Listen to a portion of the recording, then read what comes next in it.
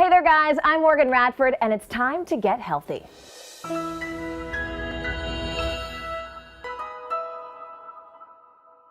Besides air, water, and food, do you know what your body must have to survive?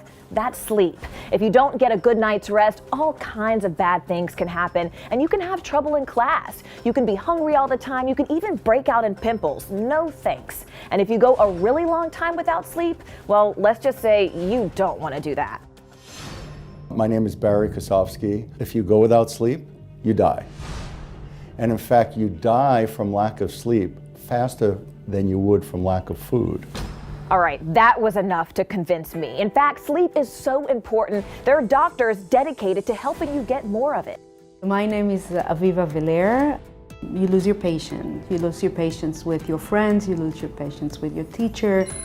Your brain really needs sleep. In fact, when you're out like a light, your brain has switched on. It gets to work doing all kinds of things. It releases hormones that make you grow. That's right, if you don't sleep, you actually don't grow. It also cleans itself by washing out waste and locking in what you learn. A student, for example, who gets a full night's rest is much more likely to be able to pay attention in school and make better grades.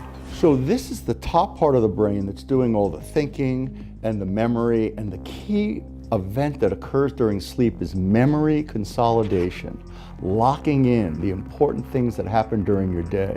So you can imagine if you do too much of the experiencing and not enough of the replenishing, you run out of gas.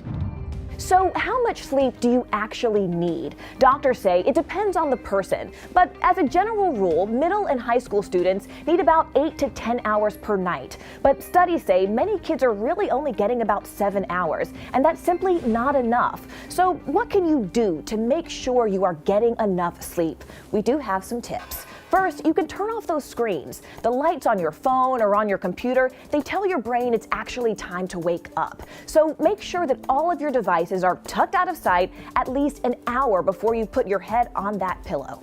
Try to leave the hour before you go to bed for activities that you can do in dim light. Try to go to sleep and wake up at the same time every night. Yes, that means weekends too, but it will actually help teach your brain when it's time to sleep. Caffeine, it wakes you up, so know what foods have it and try to avoid them. Did you know, for example, that some sodas have as much caffeine as coffee? Also, watch out for dark chocolate, energy drinks, and even coffee-flavored foods like frozen yogurt or ice cream. So what do you do if you follow all of these tips, but still just toss and turn when you get to bed? You could work with a doctor on giving your mind a reset. Stressful things happen to the day. You had an interaction with your friend, or you had an exam you didn't do as much as you wanted to. And when you lie in bed, sometimes those thoughts come to your mind. And there are ways to learn how to throw away those unsettling thoughts and bring in thoughts that are more calming and relaxing.